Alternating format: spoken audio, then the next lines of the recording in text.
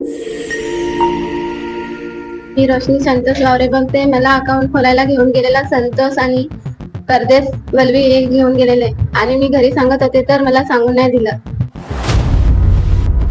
जेव्हा नोटीस आले ना तेव्हा मला माहिती पडलं. तेव्हा मी मुलीला विचारलं हे का बरं आले. तेव्हा ते बोलले मला हे संतोष डिंबल आणि परदेश वल्वी हे मला अकाउंट खोलायला घेऊन गेले होते. तेव्हा त्या अकाउंटला पैसे या लोकांनी टाकले आणि पोरीची फसवणूक केली. त्या बँकेतून आपण स्टेटमेंट जेव्हा काढली तेव्हा असं कळलं आपल्याला 1.5 वर्षामध्ये 2,59,00,000 ट्रान्झॅक्शन झालंय सेव्हिंग अकाउंट मध्ये. एसपी साहेबांनी दखल घेतलेली आहे आणि लवकरात लवकर जे निंबळ आहे, जे पण हे जे दलाल आहेत, जे यांना खोटं प्रेमात घेऊन फसवतात, त्यांना आपण जेरबंद करूया. पालघर जिल्हा हा आदिवासी असून आदिवासी लोकांवर तिथे अन्याय होत आहे आणि त्यांची वारंवार फसवणूक होत आहे. आता एक पूर्ण आपला आदिवासी पट्टा आहे पालघर जिल्हा आणि डेव्हलपमेंट होत आहे. तुम्हाला सगळ्यांना माहितीच आहे, जग जाहीर आहे. वाढवण बदल, बुलेट ट्रेन असे मोठमोठे प्रकल्प आपल्याकडे येत आहेत.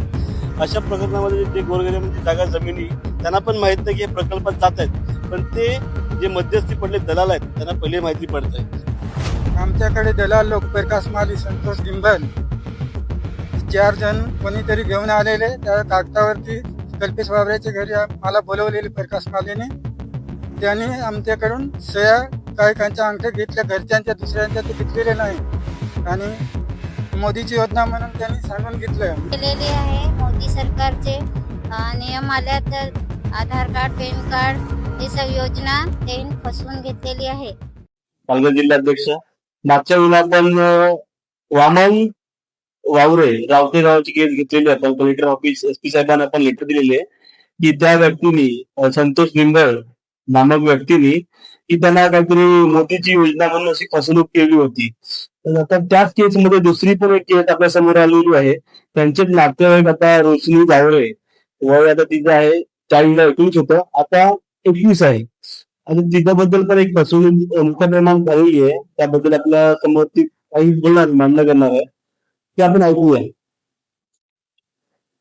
मी रोशनी संतोष वावरे बघते. मला अकाउंट खोलायला घेऊन गेलेला संतोष आणि परदेश वल्वी हे घेऊन गेलेले आणि मी घरी सांगत होते तर मला सांगून नाही दिलं.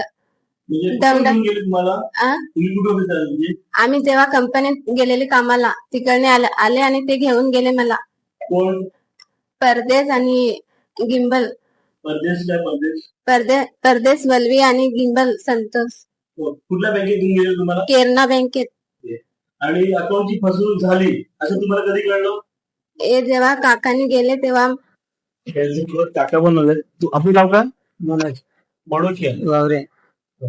हा, कसं कळलं तुम्हाला? जेव्हा नोटीस आले ना तेव्हा मला माहिती पडलं. तेव्हा मी मुलीला विचारलं हे का बरं आले.